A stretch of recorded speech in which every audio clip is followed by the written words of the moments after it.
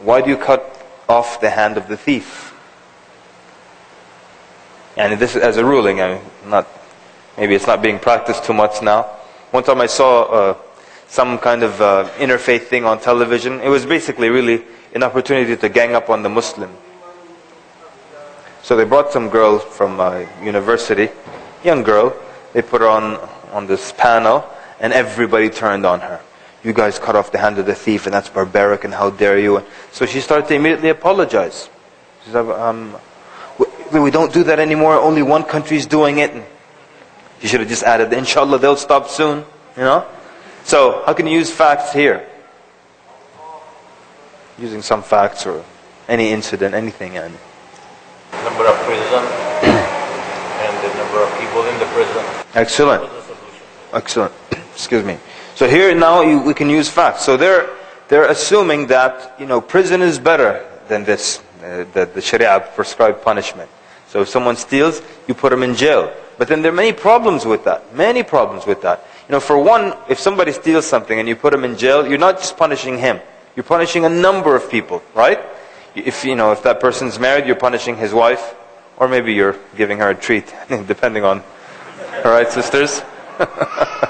So you're punishing the wife, the parents, the children.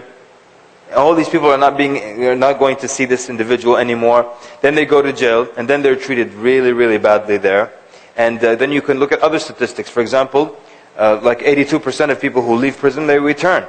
So that means it doesn't rehabilitate. It's very bad. Yeah.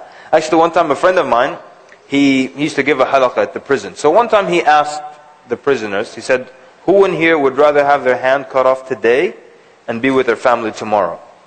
What do you think is of the percentage of people who put their hands up? What do you think? Every single one of them. 100% of them put their hands up. Yeah, take it off. I want to be with my family tomorrow. This place is a nightmare. They don't even get the prescribed punishment. Yani, someone stole and the judge says, your punishment is that you're kept away from society for 15 years. But is that the only punishment that he gets? No. Yani, he's beaten, he's attacked, he's insulted, and it's legal to beat him up really bad and stuff. All these things. We're talking about human rights and all this is happening here. And so it has become a big business, you know. Since the 80s, like spending on public schools and on education has increased by 74% since the 80s until now. But on prisons, 314%. So it's business. And these people go and they come back again, and it just gets worse and worse and worse. So they're cutting off the hand of the thief. It's a deterrent, and it works. For decades in Islamic history, there were only 6 hands that were cut. Just 6. Just 6 hands that were cut. Compared to, now if you want to use statistics, every 16 seconds, a car is stolen. Every 18 seconds, a house is broken into. Every 6 seconds, a woman is assaulted. We're talking about seconds now. Seconds. Versus, 70 years, 100 years of 6 hands being cut only. And by the way, the Sharia is not bloodthirsty. A lot of people, even Muslims, they imagine that the Sharia, like the state, wants blood. Like that's how it operates. Remember, as a kid, there was this movie. This guy goes to Turkey and he steals an orange. And they capture him. And they bring him to this place in the market where all these people are just standing around and they're cheering as people's hands get cut off. Like these are just regular Muslims. They're just standing there. And then, the camera cuts away and you just hear hand being cut. And all these Muslims go, ah! They're so happy. Like, is this a Muslim state? People just want to see blood? Like, hey, you free? Let's go watch some hands being cut off. Yeah, let's go. We go and just like, yes! And they're so happy that the hand was cut. And plus, do you cut off the hand for an orange in Islam? It's just all inaccurate. The Islamic State is not bloodthirsty, yeah? And when you look at the rulings for zina and things like that, the idea isn't to try to get people punished. And even if you look at the stipulations for establishing like proof that someone has committed zina, they're very difficult. Yeah?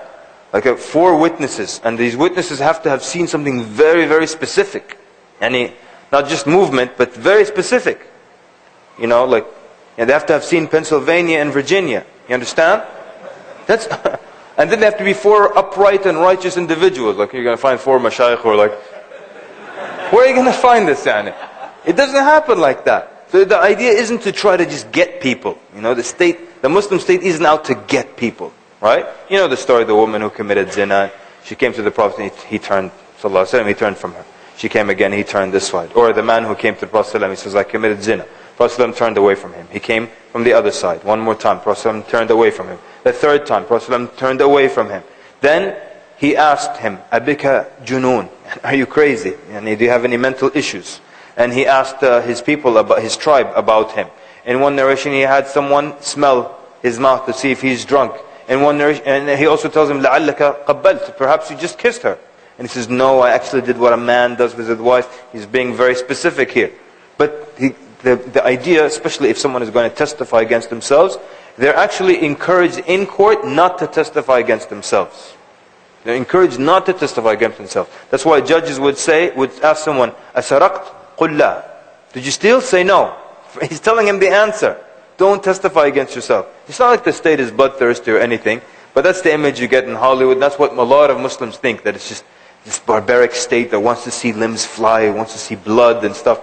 But it's a very good deterrent. You know, I always use the example of the drug dealer in Saudi Arabia. What happens to the drug dealer in Saudi Arabia? Yeah, he's executed. That's great. I think we should do that in the United States.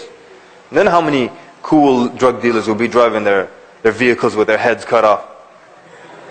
It'd be excellent. Nobody would want to be a drug dealer. Yeah, he's got spinners on his car but no head. Fantastic. Great deterrent, you know. And subhanAllah, these people, they encourage you. There was one drug dealer in New York City. He used to make $60,000 a day from one corner, and he had multiple corners.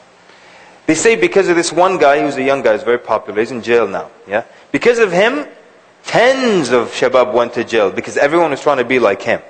But if his head was cut off, nobody would want to be like him. You know, it's a good deterrent. You should consider that here. Maybe you guys in California can start it. Yeah, California, forget about it. So then what happens is people try to shame you and put you in the corner and get you to apologize for the religion of Allah. So our system works. It's been proven to work. It's a good deterrent. And that's how it works. It's scary and it's a deterrent. Yeah? Nobody wants their hand cut off, so it's not worth stealing. But there's also another side to it. There's the side where the taqwa, being God conscious, that's the first reason you don't want to steal. Then the second, for those who don't have enough taqwa, is there's a strong physical deterrent. And that's why it works. That's why in Islamic history there were times when you would leave money and 3 days later you find it there. Yeah? Any of you ever study the laws of luqata, when you find something on the floor? Anybody? Any one of the courses? If you ever study that, you'll never pick up anything off the floor. You don't want to deal with that. It's a huge responsibility, So that's how people work. So, you can use facts to respond to a question or to answer